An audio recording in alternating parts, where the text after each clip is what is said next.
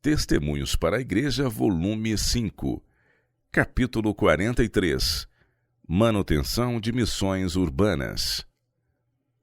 Prezado irmão M., recebi há alguns dias uma carta escrita pelo irmão ao pastor N., na qual o senhor levanta objeções muito graves contra a responsabilidade de manutenção da missão pela sua associação, e acha que outras partes do campo deveriam ter o mesmo interesse nela.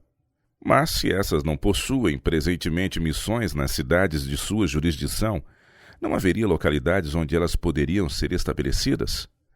Se fosse solicitado a sua associação para tomar a missão sob seus cuidados, sendo promovida sob a supervisão da Associação Geral, homens responsáveis deveriam sentir ser isso uma evidência de que seus irmãos têm confiança neles e que eles deveriam dizer: sim, aceitamos o sagrado encargo.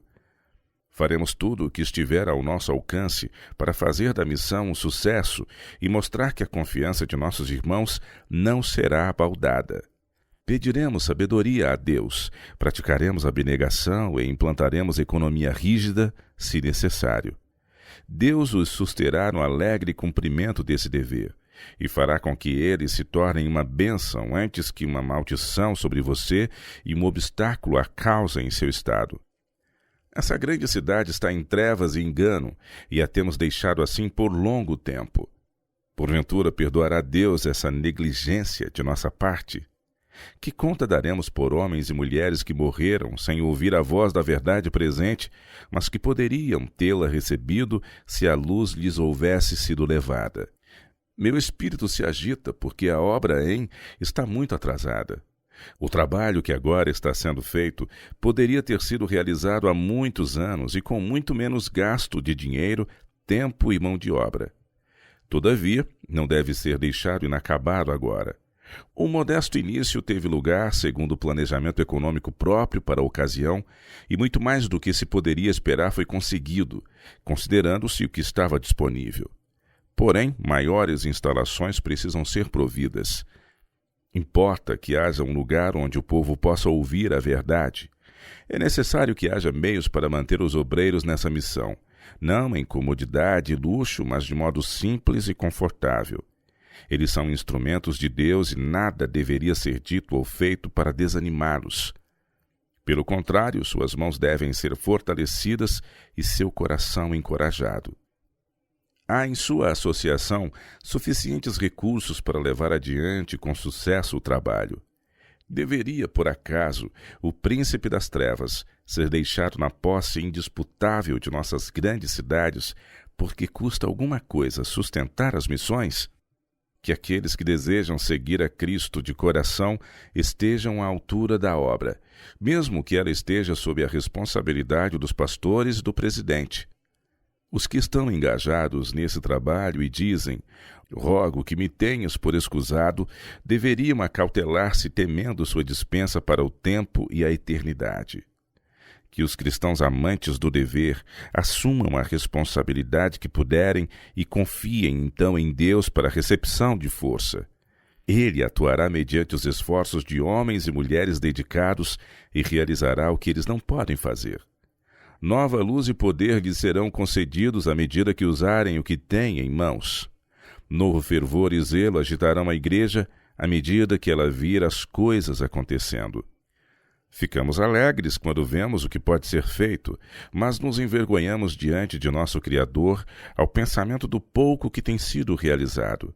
Os pastores têm negligenciado as responsabilidades que Deus lhes deu, tornando-se limitados e vacilantes, e têm alimentado covardia, indolência e ganância.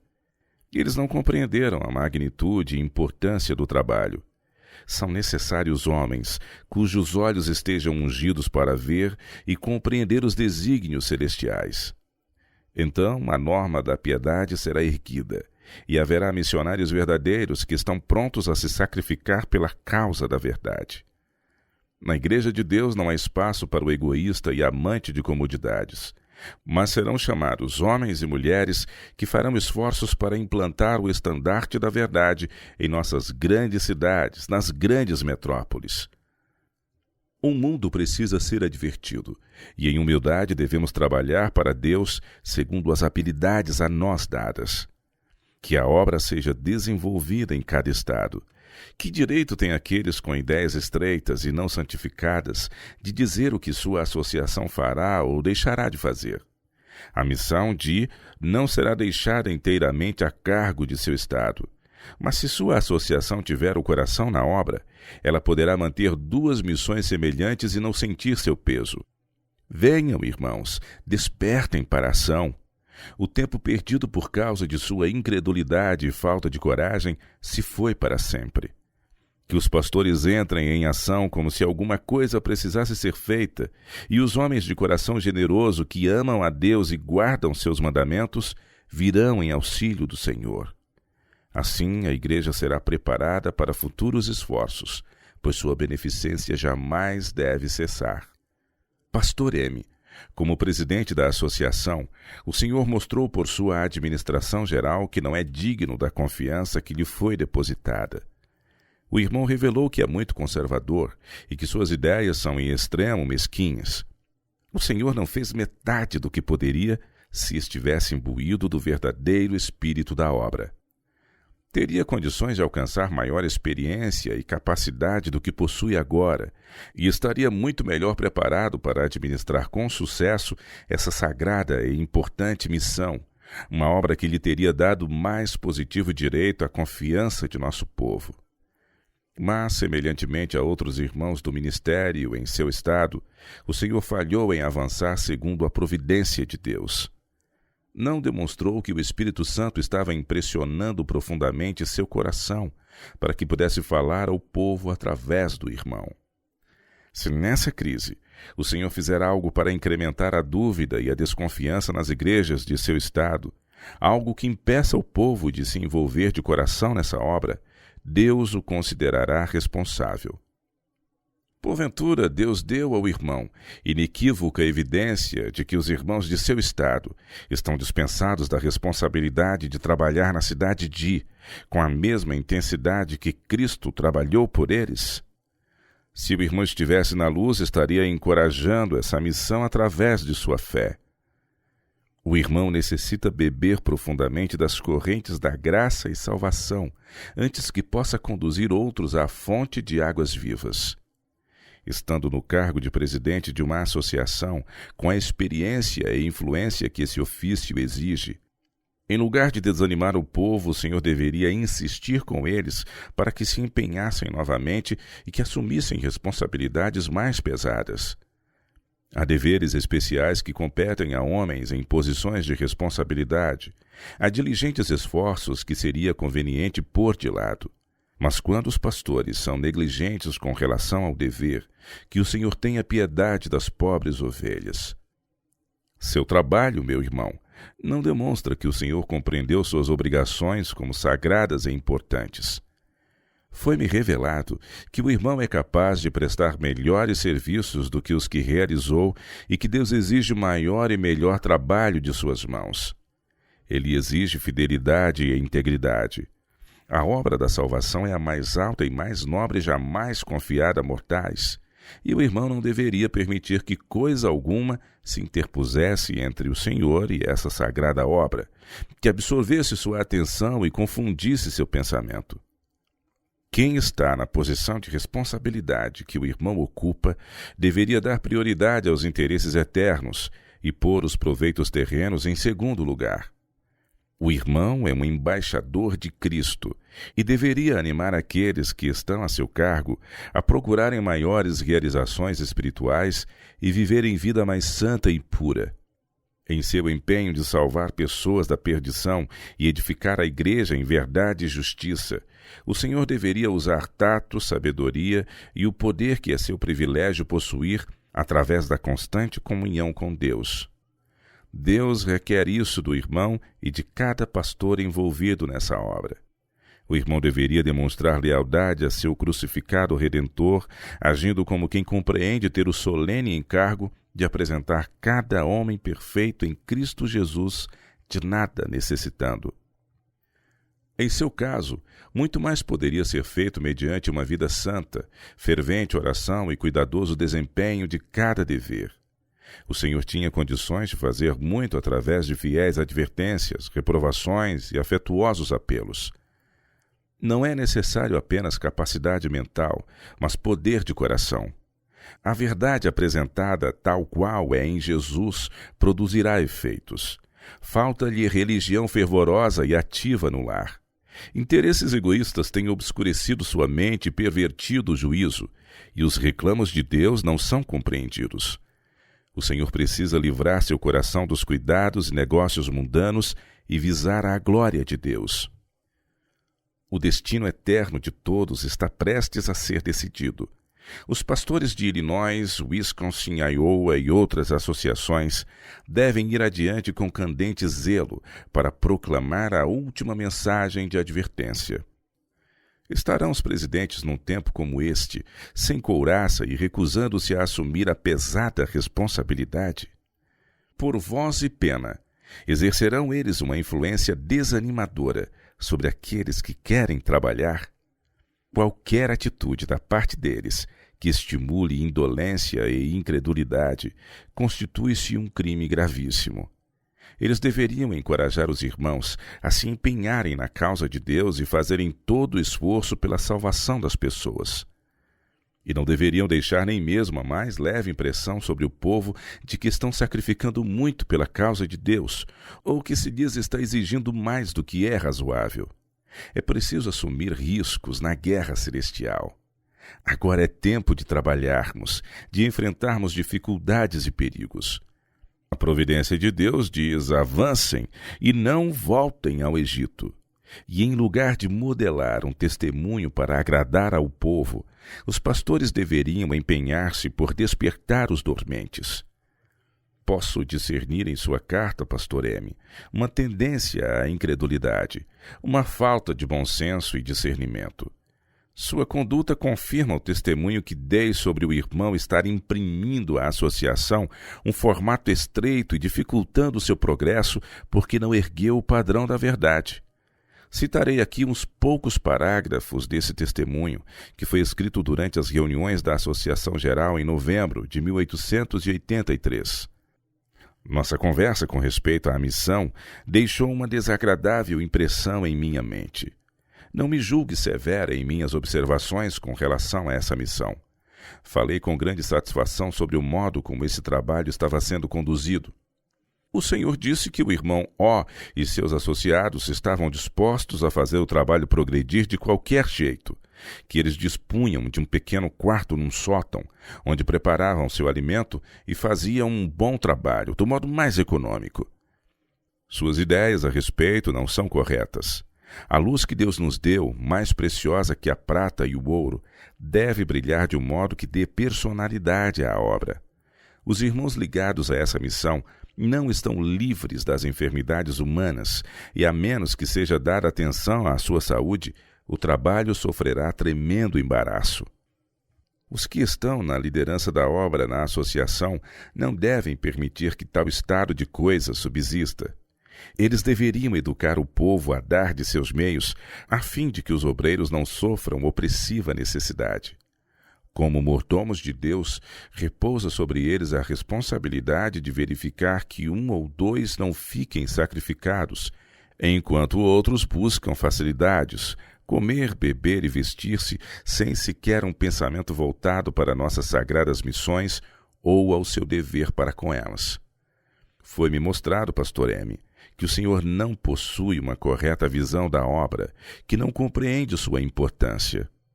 O irmão falhou em educar o povo no verdadeiro espírito de abnegação e devoção. Temeu exortar os homens ricos a cumprir seu dever, e quando fez débeis esforços na direção correta e eles começaram a apresentar desculpas e apontar pequenas falhas de alguém relacionado à administração da obra, o irmão pensou que talvez eles estivessem certos. Esse subterfúgio que gerou neles dúvidas e incredulidade produziu efeito no próprio coração do irmão. Eles levaram isso em conta e aprenderam justamente como lidar com seus esforços. Quando manifestaram dúvida com relação aos testemunhos, O Senhor não fez o que deveria para erradicar esse sentimento. O irmão deveria ter lhes mostrado que Satanás está sempre buscando defeitos, questionando, acusando e trazendo vergonha sobre os irmãos e que não é seguro ficarem eles em tal posição. Meu irmão, o Senhor não adotou uma conduta que motivasse homens a se entregarem ao ministério. Em lugar de reduzir as despesas da obra a níveis tão baixos, é seu dever levar as pessoas a entender que digno é o trabalhador do seu salário. As igrejas precisam ser impressionadas com o fato de que é seu dever proceder honestamente para com a causa de Deus, não permitindo que a culpa da pior espécie de furto, roubar a Deus nos dízimos e nas ofertas, incida sobre elas. Quando são feitos ajustes com os obreiros em sua causa, esses não deveriam ser forçados a aceitar pequena remuneração porque há falta de dinheiro nos cofres. Dessa maneira, muitos têm sido defraudados naquilo que lhes é devido, e isso é tanto um crime à vista de Deus como reter os salários dos que estão empregados em quaisquer outros ramos comuns de negócio. Há homens de capacidade que gostariam de sair e trabalhar em nossas várias associações, mas não têm coragem, pois precisam obter meios para o sustento de sua família. Essa é a pior espécie de estratégia que uma associação pode adotar, da mesma forma que faltar com o pagamento de seus compromissos. Há muita coisa assim sendo feita e onde quer que ocorra, Deus é ofendido. Se os presidentes e outros obreiros em nossas associações impressionarem o povo com o caráter do crime de roubar a Deus, e se eles possuírem espírito consagrado e sentirem o peso da obra, Deus tornará seus trabalhos uma bênção ao povo e serão vistos frutos como resultado de seus esforços.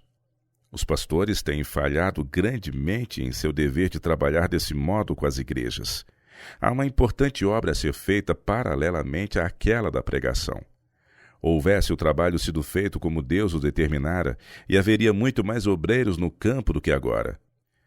Se os pastores tivessem cumprido o seu dever de educar cada membro, quer rico, quer pobre, a dar segundo sua prosperidade, haveria um tesouro pleno, do qual sacar para pagar salários justos aos obreiros e um grande avanço missionário em todas as suas fronteiras. Deus me mostrou que muitas pessoas estão em perigo de eterna ruína por causa do egoísmo e mundanismo, e que os vigias são culpados porque negligenciaram seu dever. Esse é um estado de coisas que Satanás exulta em ver. Todos os ramos da obra têm a ver com os pastores. Não é ordem divina que alguns continuem essa prática e deixem seu trabalho inacabado. Não é obrigação da associação arcar com as despesas de emprego de outros obreiros para substituí-los e retomar os pontos abandonados por obreiros negligentes. É obrigação do presidente da associação exercer a supervisão dos obreiros e seu trabalho e ensiná-los a serem fiéis nessas coisas, pois nenhuma igreja pode prosperar se estiver roubando a Deus. A carência espiritual de nossas igrejas é frequentemente o resultado da alarmante prevalência do egoísmo. Interesses egoístas e esquemas mundanos interpõem-se entre a pessoa e Deus. Os homens aferram-se ao mundo, parecendo temer que se deixassem esse seu apego, Deus não cuidaria deles. Assim tentam encarregar-se de si mesmo e tornam-se inquietos, preocupados, atormentados, presos às suas propriedades e aumentando suas possessões. A palavra de Deus fala sobre o salário dos trabalhadores que foi retido com fraude. Tiago 5, verso 4. Geralmente se entende que essa passagem como aplicável aos ricos, que empregam servidores e não os remuneram por seu trabalho. Mas o significado do verso é bem mais amplo. Ela se aplica com grande força de sentido àqueles que foram instruídos pelo Espírito de Deus e ainda, em certa medida, agem segundo o mesmo princípio dos ricos empregadores ao assalariar seus servos, obrigando-os a trabalhar pesada e longamente pelas mais baixas remunerações. Solenemente eu os advirto a não adotarem atitude similar aos espias infiéis, que subiram a observar a terra da promessa. Quando retornaram de sua jornada, a congregação de Israel estava acalentando altas esperanças e aguardando em ansiosa expectativa. As novas de sua volta espalharam-se de tribo em tribo e foram saudadas com júbilo. O povo apressou-se a encontrar os mensageiros que haviam suportado o cansaço da viagem nas poeirentas estradas e sob um sol abrasador. Os espias trouxeram vários tipos de frutos para mostrar a fertilidade do solo. A congregação regozijou-se de que estava para entrar na posse de uma terra tão abençoada e ouviram atentamente o relatório trazido a Moisés para que nenhuma palavra lhes escapasse. Os espias declararam: Fomos à terra a que nos enviaste, e verdadeiramente mana leite e mel, e este é o fruto. Números 13, verso 27. O povo ficou entusiasmado. Eles atenderiam ansiosamente à voz de Deus e subiriam a possuir a terra. Mas os espias continuaram. O povo, porém, que habita nessa terra é poderoso, e as cidades fortes e muito grandes, e também ali vimos os filhos de Anak. Verso 28. Transmuda-se agora a cena. Esperança e bravura deram lugar ao covarde desespero, enquanto os espias expressavam os sentimentos de seu coração incrédulo, pleno de desânimo induzido por Satanás. Sua incredulidade lançou negra sombra sobre a congregação. O poder de Deus, tão frequentemente manifestado em favor da nação escolhida, foi esquecido. O povo desesperou-se em sua frustração. Um angustiante lamento se ergueu e misturou-se com um confuso murmúrio de vozes. Caleb compreendeu a situação e corajosamente apresentou-se em defesa da palavra de Deus, fazendo tudo o que lhe estava ao alcance para se opor à péssima influência de seus infiéis companheiros. Por um instante, o povo silenciou para ouvir suas palavras de esperança e coragem com relação à formosa terra. Ele não contradisse o que já havia sido dito. Os muros eram altos e os cananeus fortes, mas argumentou: subamos animosamente, possuamo-la em herança, porque certamente prevaleceremos contra ela. Capítulo 13, verso 30. Mas os 10 espias o interromperam e retrataram os obstáculos em cores mais negras do que antes. Não poderemos subir contra aquele povo, porque é mais forte do que nós. Capítulo 13, verso 31. Todo o povo que vimos no meio dela são homens de grande estatura. Também vimos ali gigantes, filhos de Anak, descendentes dos gigantes. E éramos aos nossos olhos como gafanhotos, e assim também éramos aos seus olhos. Versos 32 e 33. Então levantou-se toda a congregação e alçaram a sua voz, e o povo chorou naquela mesma noite. Números, capítulo 14, verso 1. Os homens que haviam desde há muito convivido com a perversidade de Israel sabiam muito bem o que viria em seguida. Revolta e amotinação declarada rapidamente se seguiram, pois Satanás havia tomado o controle e o povo parecia privado de sua razão. Amaldiçoaram a Moisés e a Arão, esquecendo-se de que Deus ouvia suas ímpias palavras e que, oculto na coluna de nuvem, o anjo de sua presença estava testemunhando a terrível explosão de ira. Em amargura clamaram: Ah, se morrêramos na terra do Egito! Se morrêramos nesse deserto! E por que nos traz o Senhor a esta terra, para cairmos à espada e para que nossas mulheres e nossas crianças sejam por presa? Não nos seria melhor voltarmos ao Egito? Números capítulo 14, versos 2 e 3. Em humilhação e angústia, Moisés e Arão caíram sobre os seus rostos perante todo o ajuntamento dos filhos de Israel. Números 14, verso 5. Não sabendo o que fazer para desviar de si seu imprudente e apaixonado propósito. Caleb e Josué tentaram acalmar o tumulto. Com suas vestes rasgadas, como sinal de pesar e indignação, correram para o meio do povo, e suas sonoras vozes foram ouvidas acima da tormenta de lamentação e aflição rebelde. A terra pelo meio da qual passamos a espiar é terra muito boa. Se o Senhor se agradar de nós, então nos porá nesta terra e nos dará, terra que mana leite e mel. Tão somente não sejais rebeldes contra o Senhor e não temais o povo desta terra. Porquanto são eles nosso pão, retirou-se deles o seu amparo, e o Senhor é conosco, não os temais. Números 14, versos de 7 a 9. O falso relatório dos espias infiéis foi totalmente aceito e por causa dele toda a congregação foi enganada, assim como Satanás queria que fosse. A voz de Deus, através de seus fiéis servos, foi desdenhada. Os traidores haviam feito sua obra. Toda a assembleia, numa só voz, bradou pedindo o apedrejamento de Calebe e Josué.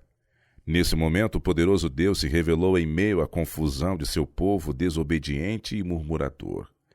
Porém, a glória do Senhor apareceu na tenda da congregação a todos os filhos de Israel. Que carga fora posta sobre Moisés e Arão, e quão ferventes foram suas súplicas para que Deus não destruísse o povo. Moisés evocou diante do Senhor as maravilhosas manifestações que fizeram o nome do Deus de Israel um terror aos seus inimigos, e implorou que os adversários de Deus e de seu povo não lograssem ocasião de triunfar, dizendo: porquanto o Senhor não podia pôr este povo na terra que lhes tinha jurado, por isso os matou no deserto. Números capítulo 14, verso 16. O Senhor deu ouvidos à oração de Moisés, mas declarou que aqueles que haviam se rebelado contra ele, após haverem testemunhado seu poder e glória, cairiam no deserto, não deveriam contemplar a terra que era sua herança prometida.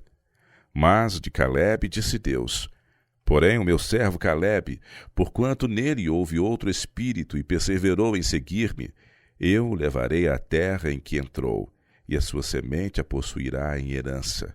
Números 14, verso 24. Foi a fé de Calebe em Deus que lhe deu coragem, que o guardou do temor do homem, mesmo dos poderosos gigantes, os filhos de Anak, e o capacitou a permanecer corajosa e resolutamente em defesa do direito.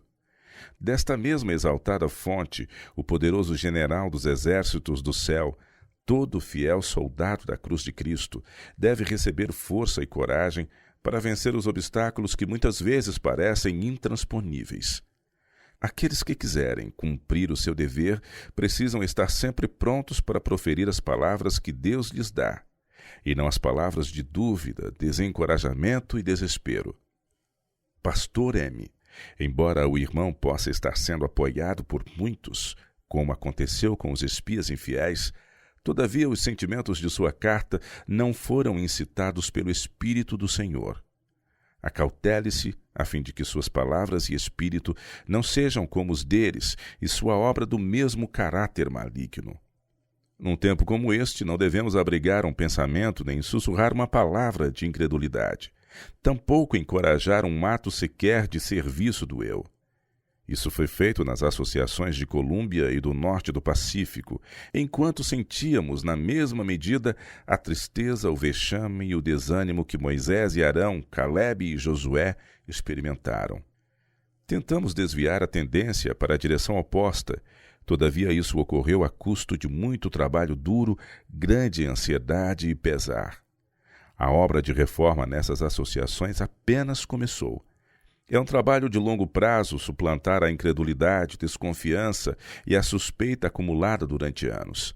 Satanás tem, em grande medida, sido bem-sucedido em seus propósitos nessas associações, porque encontrou pessoas que poderia usar como seus agentes.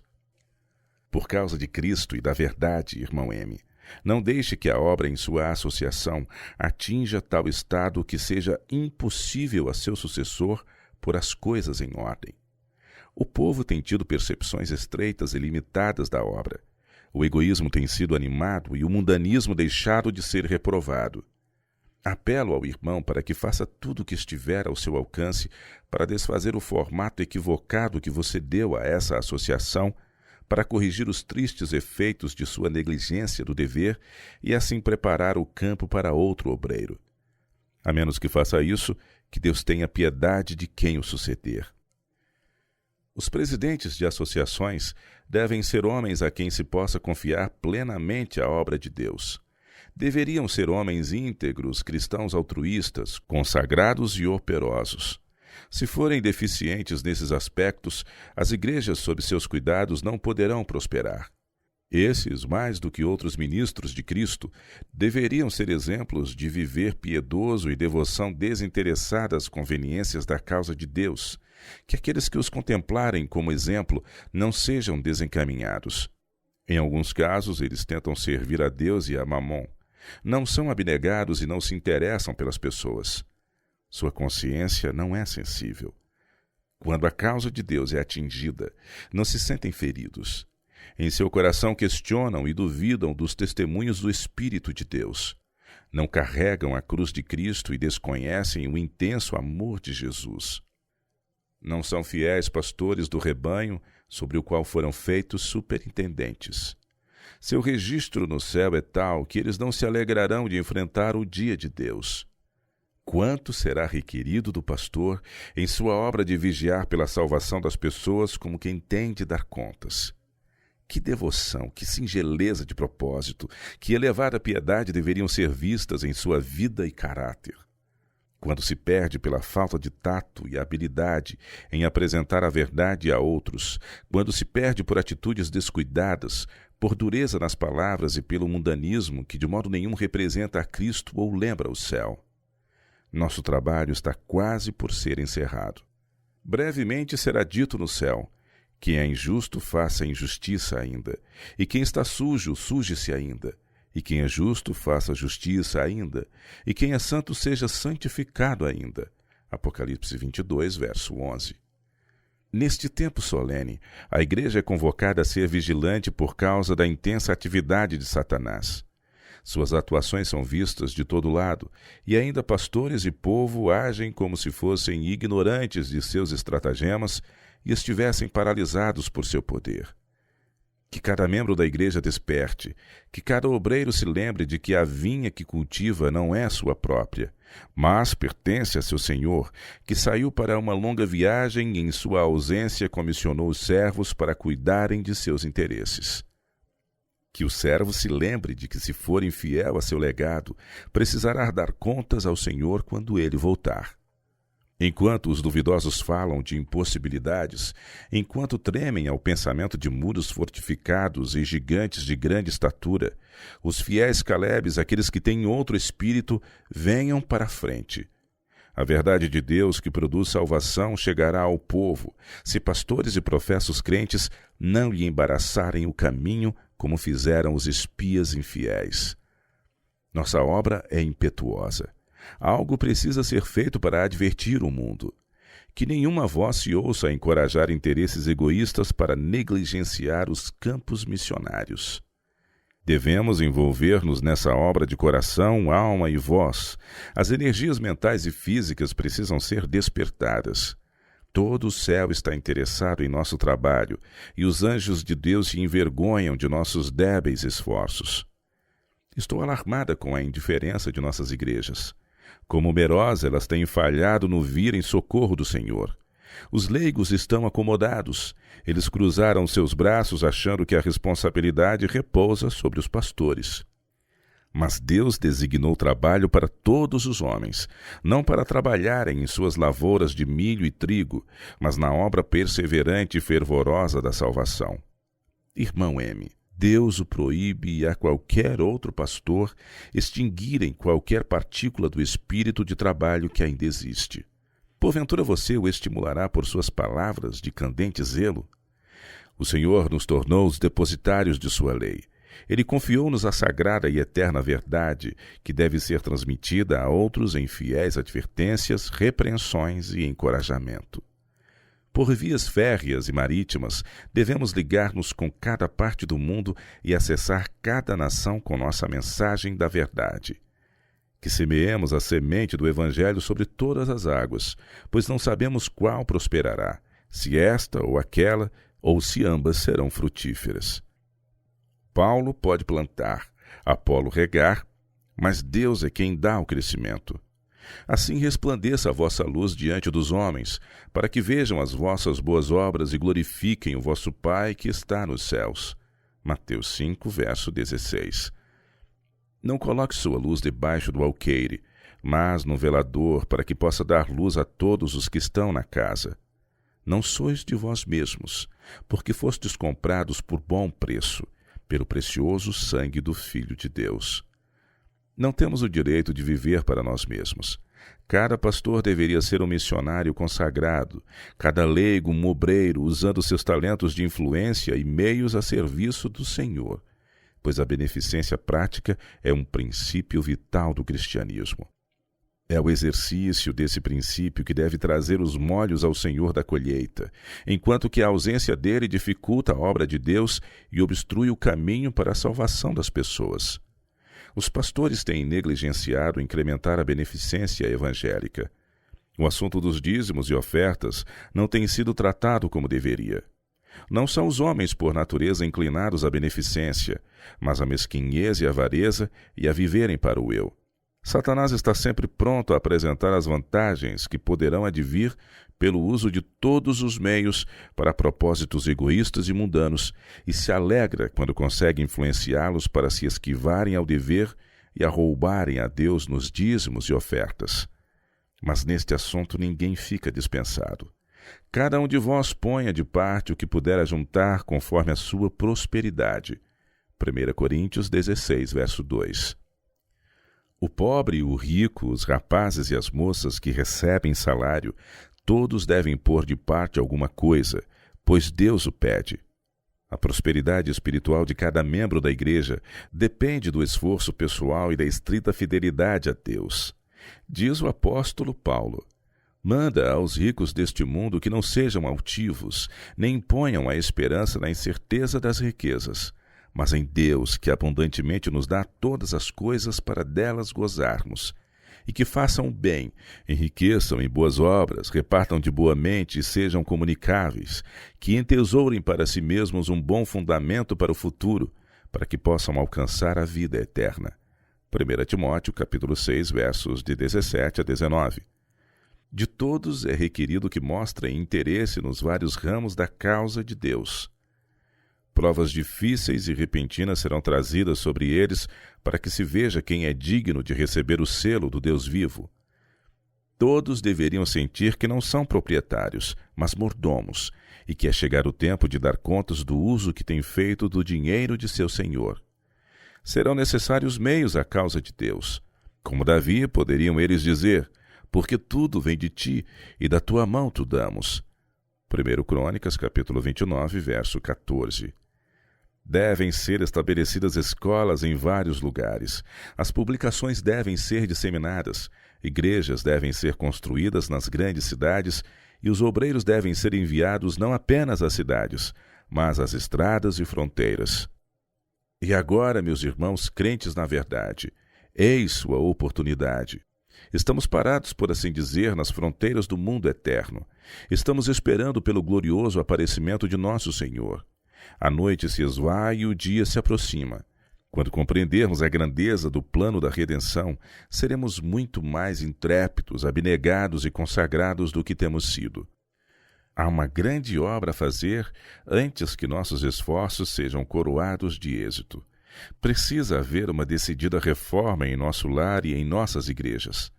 Os pais precisam trabalhar pela salvação de seus filhos. Deus cooperará com nossos esforços quando fizermos tudo quanto nos foi ordenado e para o que fomos qualificados. Mas por causa de nossa incredulidade, mundanismo e indolência, pessoas que estão às nossas portas e que foram compradas a preço de sangue, estão morrendo sem advertência em seus pecados. Triunfará Satanás sempre assim? Oh, não! A luz que vem da cruz do Calvário indica que uma grande obra, a qual nossos olhos jamais testemunharam, deve ser feita. O terceiro anjo voando pelo meio do céu, proclamando os mandamentos de Deus e o testemunho de Jesus, representa a nossa obra. Essa mensagem nada perde de sua força à medida que o voo angélico progride, pois João o vê crescendo em força e poder até toda a terra ser iluminada por sua glória. O caminho do povo que guarda os mandamentos de Deus é para frente, sempre para frente. A mensagem da verdade que nos foi confiada deve ir a todas as nações, línguas e povos. Brevemente ela atingirá seu alto clamor, e a terra será iluminada com sua glória. Estamos nos preparando para o grande derramamento do Espírito de Deus. Agentes humanos devem ser empregados nesta obra. Zelo e energia devem ser intensificados. Talentos que se estão enferrujando em virtude da inatividade devem ser impelidos para o serviço. Se uma voz disser, espere, não carregue fardos impostos por outros, essa é a voz dos espias covardes. Necessitamos agora de Calebes que abram caminho para a frente, líderes em Israel que, com corajosas palavras, apresentem um forte relatório em favor de ação imediata. Quando pessoas egoístas, assustadas, amantes da vida fácil, temendo altos gigantes e muros inacessíveis, clamarem por retirada, seja ouvida a voz dos Calebes, embora os covardes estejam com pedras nas mãos, prontos para abatê-los por seu fiel testemunho. Podemos nós discernir os sinais dos tempos? Podemos ver quão diligentemente Satanás está atuando para atar o joio em molhos, unindo os elementos de seu reino para obter o controle do mundo? O esforço de atamento do joio está progredindo muito mais rapidamente do que imaginamos. Satanás está erguendo todo o obstáculo possível ao avanço da verdade. Está buscando criar divergências de opinião e estimular o mundanismo e a cobiça. Opera com a sutileza de uma serpente e a ferocidade de um leão. A ruína das pessoas é seu único deleite, a destruição delas, seu único trabalho. Assim agiremos nós como se estivéssemos paralisados. Aqueles que professam crer na verdade presente ouvirão, porventura, as tentações do astuto adversário, tornando-se egoístas e tacanhos e permitindo que seus interesses mundanos interfiram nos esforços em favor da salvação? Todos os que transpuserem os portais celestiais entrarão como conquistadores. Quando a multidão de redimidos rodear o trono de Deus, com ramos de palmas em suas mãos e coroas sobre a cabeça, serão conhecidas as vitórias que conquistaram. Será visto como o poder de Satanás foi exercido sobre as mentes, como ligava a si mesmo pessoas que se iludiam, pensando estar fazendo a vontade de Deus. Ver-se-á também que seu poder e sutileza não poderiam ter sido resistidos com sucesso não houvesse o poder divino sido combinado com esforços humanos. O homem precisa ser vitorioso também sobre si mesmo. Seu temperamento, inclinações e sua vontade precisam ser levadas em sujeição à vontade de Deus. A justiça e o poder de Cristo estão disponíveis a todos os que reivindicarem seus méritos. Esforços perseverantes e determinados devem ser realizados para fazer recuar o terrível inimigo. Temos necessidade de toda a armadura da justiça. O tempo está passando e rapidamente nos aproximamos do fim do tempo de graça. Estarão nossos nomes registrados no livro da vida do Cordeiro ou seremos contados com os infiéis? Somos daqueles que se reunirão diante do grande trono branco, entoando o cântico dos remidos? Não existirão pessoas apáticas nessa multidão. Todos estarão com seu coração pleno de ações de graças pelo maravilhoso amor de Deus e a inexcedível graça que habilitou seu povo a vencer a guerra contra o pecado. Em voz alta entoarão um cântico, salvação ao nosso Deus, que está assentado no trono, e ao Cordeiro. Apocalipse 7, verso 10.